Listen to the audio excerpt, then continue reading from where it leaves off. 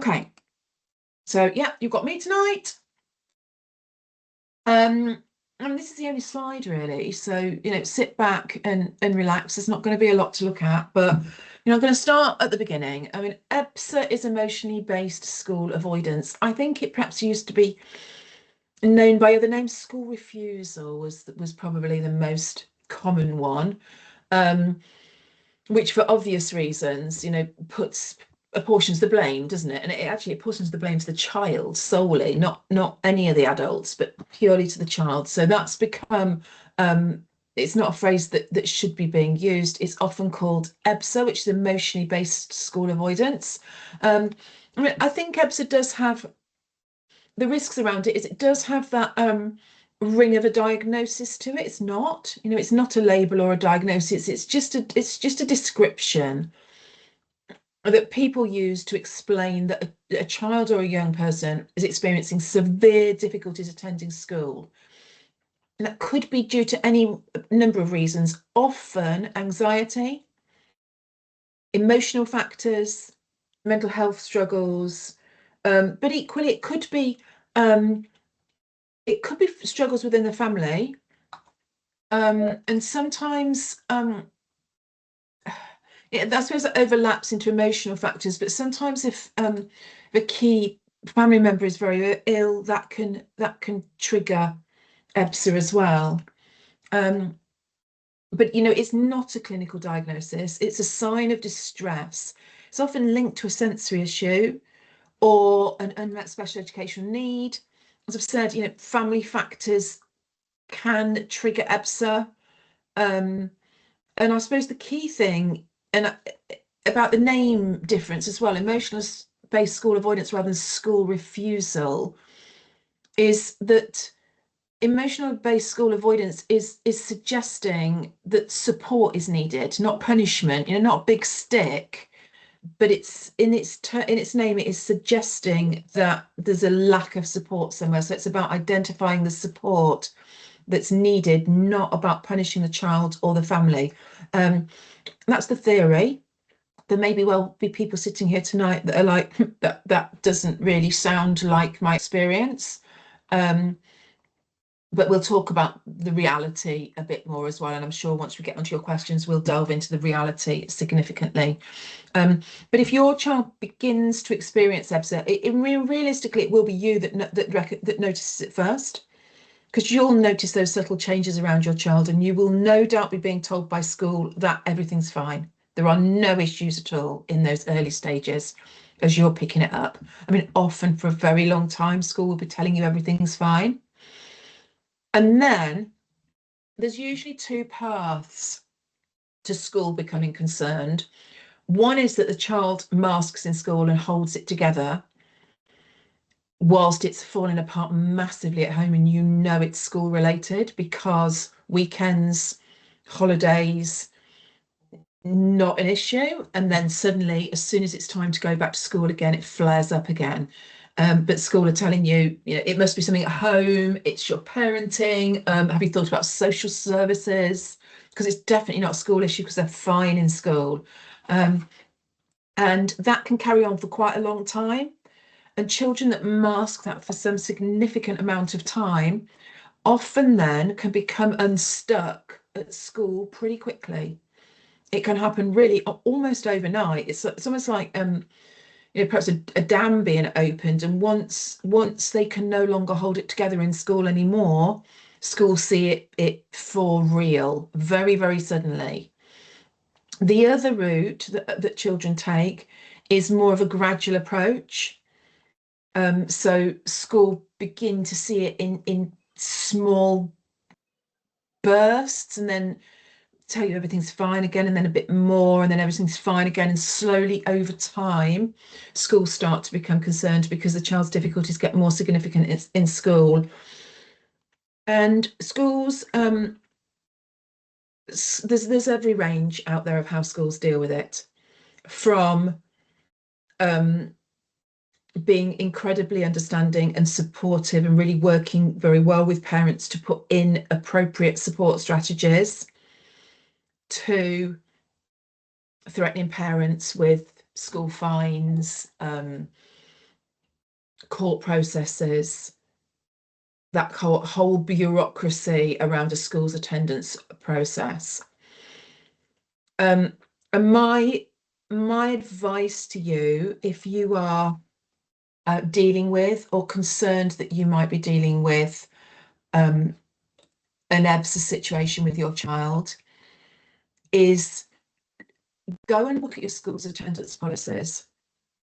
Often what they do in the reality and what their attendance policy says are two things, but they have to follow their own attendance policy. They can't just ignore it. So check it out. Is there anything in there that's helpful to you in terms of getting inappropriate provision for your child?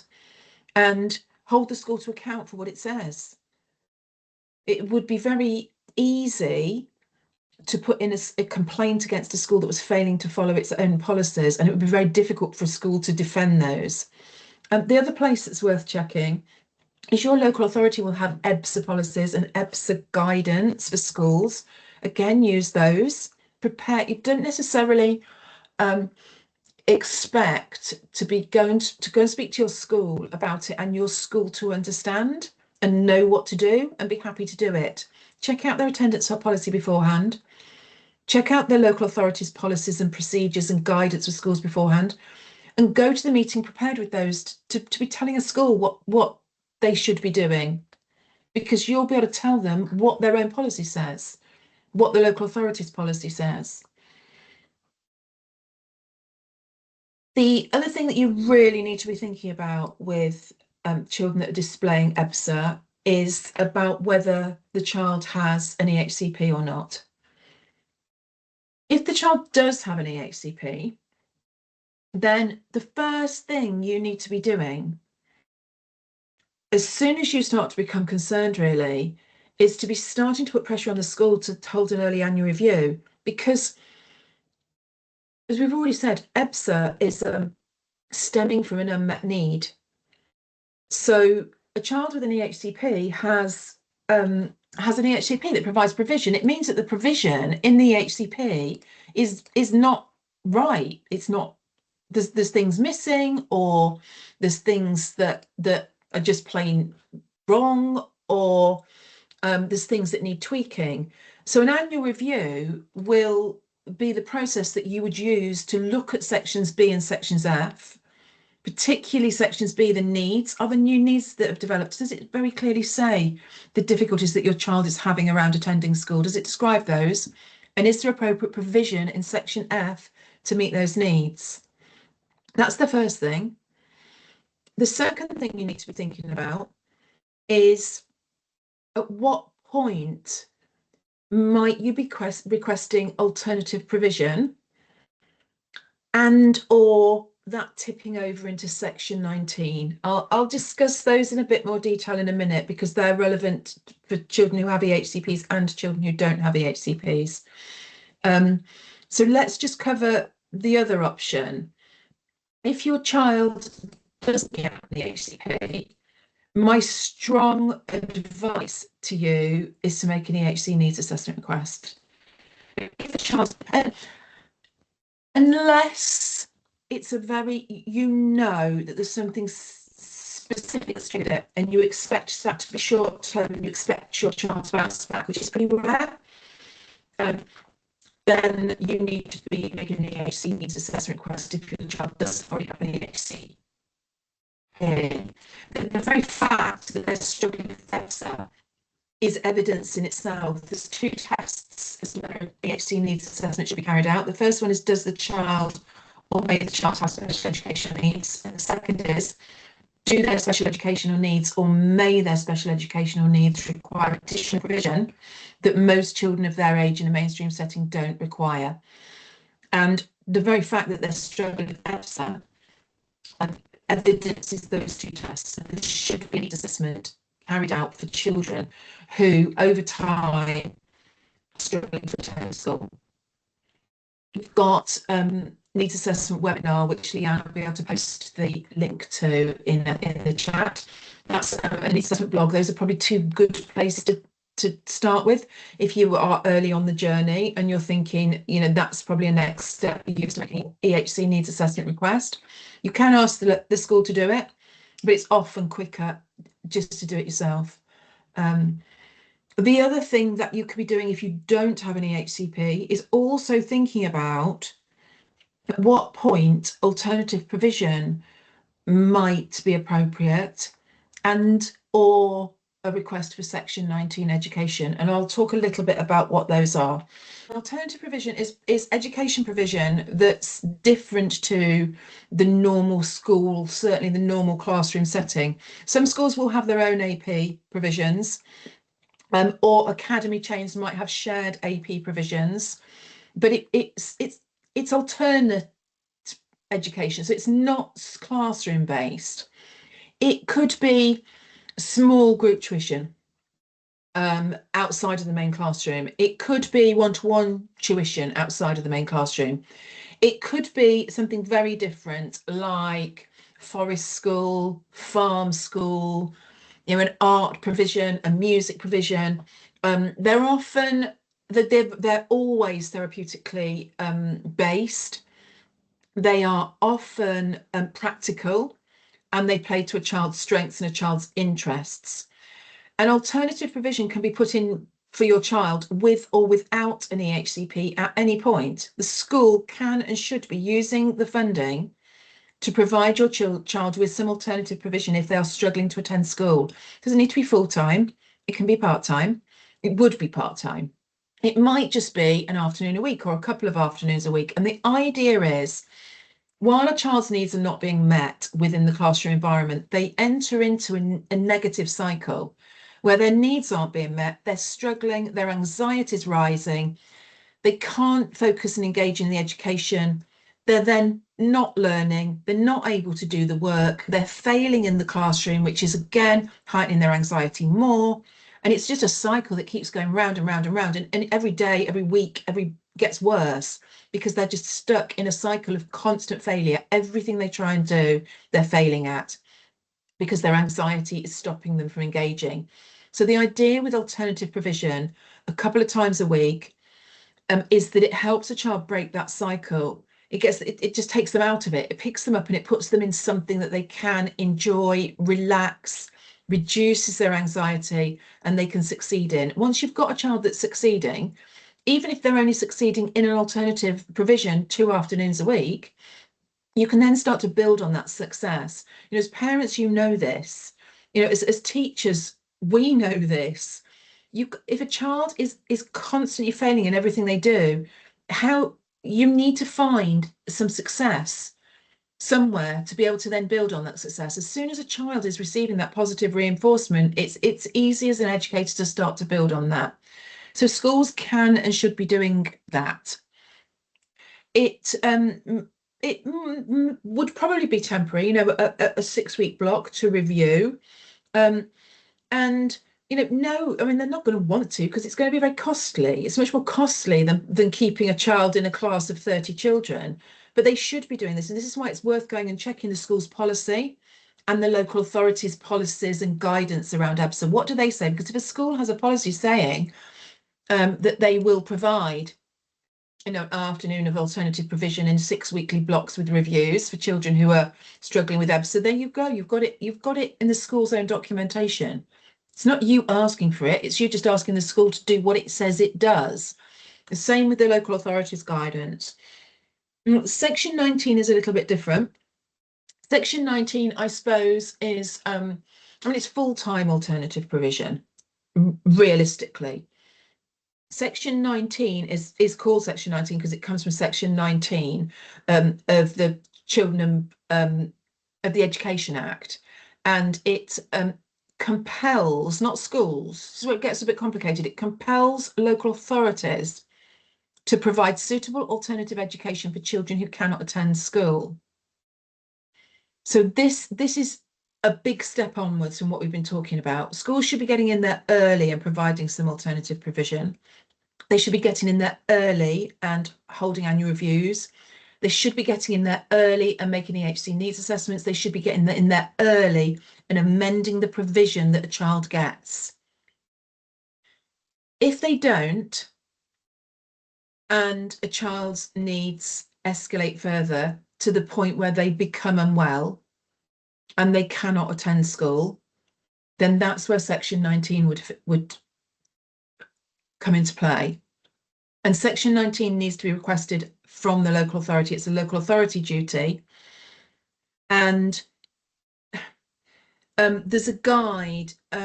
We'll find the link to the guide. It's definitely referred to in our YouTube channel. There's a lot of clips in the YouTube channel about Section 19. The guide to the law says that local authorities shouldn't be requesting medical evidence for Section 19. They should be looking at the wider balance of evidence. But in reality, a lot of local authorities will refuse without medical evidence. It sounds ridiculous, but if the evidence that a child can't attend school is that their attendance certificate, their daily registrations that they are not attending school, that's not necessarily enough for a local authority to say yes to Section 19. It can be a real fight to get Section 19 in place. And the way to do it is to gather your evidence and think about it and start gathering your evidence early on, just in case you need it. And I'll talk to you about the kind of evidence you can gather. But the local government and social care ombudsman have made it very clear to local authorities again and again and again that there is no lawful middle ground for children and young people. Either they are able to attend school, and they attend school at least 90-ish% of the time, unless there is a temporary medical reason that they dip below slightly, but it soon rises back up again. Or they're unable to attend school to that sort of percentage at least. If they are unable to attend school for that sort of percentage at least, then there are two options for a local authority and for a school.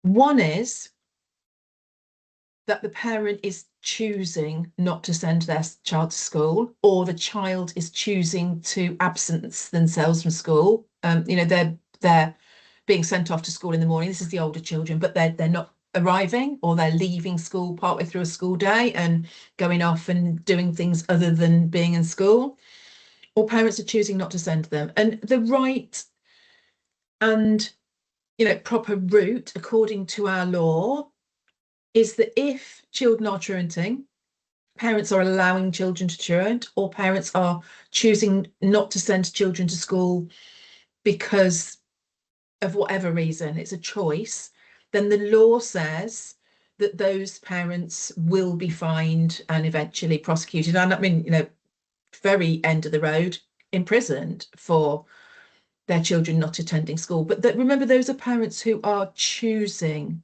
not to send their child to school. And let's face it, I mean, you can tell from if you look at prosecutions, there's very, very few parents that choose not to send their children to school. The other chunk of children that aren't attending 90+% of the time are children whose parents are trying their hardest to get them to school, children who are trying their hardest to get to school, but school is not working for them. And those are the children with EBSA. Those are the children, your children. And it is not, the law says it's absolutely not appropriate to fine and prosecute those parents, but it's equally not okay legally to do nothing. If a school and a local authority doesn't have the evidence that a parent is choosing for a child not to attend school, they have no choice. They have to provide suitable alternative education for them. It's unlawful to leave children with nothing. Yet the reality of the situation for lots of children with EBSA is that they are left with nothing, or they're left on part-time timetables. And we'll talk about part-time timetables very briefly just before we get to questions. So either if your child is at burnout, unwell, not able to attend school, the local authority must provide suitable alternative education for them. But you may need to evidence that this isn't just you choosing not to send them. So how do you evidence that? I mean, my advice is always Start early. Be honest with the school. Phone up when you can't get them in and be honest and explain why you can't get them in and ask them to log that. That creates a log. You log it as well. Keep a diary yourself of the steps you've taken to try and get them into school and the days it hasn't worked. It doesn't need to be anything extensive. You know, it can almost just be a tip. It'll be the same steps every time for children. Sometimes they'll work and sometimes they won't. Give them a bit more time.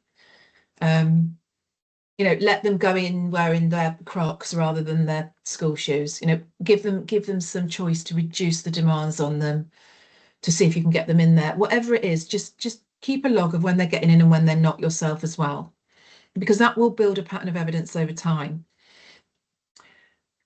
Go and see your GP early. If you're worried about your child not attending school, go and see your GP early, because if it continues, it will become a health matter, because it'll become a mental health matter. So go and let your GP know and go back to them regularly. You don't need to take your child. You can book an appointment in your child's name and you can go. It can be a telephone appointment. It doesn't need to be a face-to-face appointment, and tell them. The GP will tell you there's nothing we can do. This isn't a medical problem. This is a school problem. And you say, yes, I know, but please, you know, log it in your records. Because if it goes away, that's great. But if it gets worse, I'll be coming back to you. And you know, I might be seeing a different GP. You need to know. Get it logged. Go back and see them regularly. Go back and see them whenever it's getting worse. If it gets better, great. If it starts to get really bad and your child is you're really concerned about them, they are becoming unwell, go back and see your GP at least every week in the build up to that. Because then when you get to the point of being able to, of needing your child to be out of school because they're just not well enough to attend, you've got a massive log of evidence. You know, no parent that is choosing not to send their child to school wastes their own time going to visit a GP regularly and asking for help.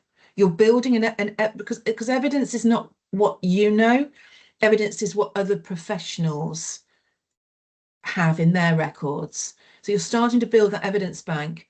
It's worth looking at some things with social care. I mean, yes, early help. Yes, carers assessments. I mean, yes, social care assessments, if you think your family might meet the criteria is ever so high. DLA. I'm gonna. Can you mute your microphones, please, if they're on? Yes, DLA, you need to be looking at applying for DLA. You need to check out short breaks funding in your area as well. Some local authorities provide some funding for short breaks for families who for children who qualify for certain levels of DLA. So just check whether you are automatically entitled to that. And if not, whether you might be entitled to short breaks funding through another route. There are places to go and look at. Right, I'm going to talk about part-time timetables and then I'm going to stop and we're going to move on to questions. Part-time timetables are a first level strategy that schools should be using to try and reduce the demands on a child temporarily in order to help them to succeed while they're in school and then build back on that success by building them up back up to full-time education, but full-time education from a basis of success rather than failure. Part-time timetables can only be put in place with your agreement. A school cannot insist, you have to agree to one. There must be a clear record of the part-time timetable, when the child's going to go in, when they're not going to go in, and you both must sign it. And you must have a copy of that. That will protect you if you are out and about, because you know you shouldn't be locked in your house. If your child's on a part-time timetable, you're perfectly entitled and you should be having them out in the community, out walking the dog, out, you know, at the park, out at you know, grabbing an ice cream, whatever. You should be doing those things with your child at the times that they're not in school. But obviously, if you are challenged about why by a professional about why they're not in school, a school-age child, that document will protect you. It's the first thing. The second thing is it should only be in place for 6 weeks, and there should be a review at least every 6 weeks with a with a plan to increase. So every 6 weeks, you're looking at how it's working and you're looking to increase to get that child back into school full time. If you have a part-time timetable that's been going on for 12 weeks, 18 weeks, 20 weeks, a year, 2 years, and your child is in school part-time and there's no changes to that, it's not really reviewed, it just seems to be their status quo, that's not okay and it's not lawful. You know, it means almost certainly that the school can't meet their needs and they should be in a different type of school. And definitely they should have an EHCP and you would need to call an annual review. But actually brought in quickly and managed carefully, part-time timetables can work. And it's amazing that sometimes just a half day on a Monday, Wednesday, Friday can make all the difference. If a child just hasn't got to get through 5 whole days, it can make a massive difference. And as their anxiety reduces and their resilience improves, it can build up over time. Right, I'm going to stop talking now. There's a couple of blogs there. We are going to move on to questions and answers.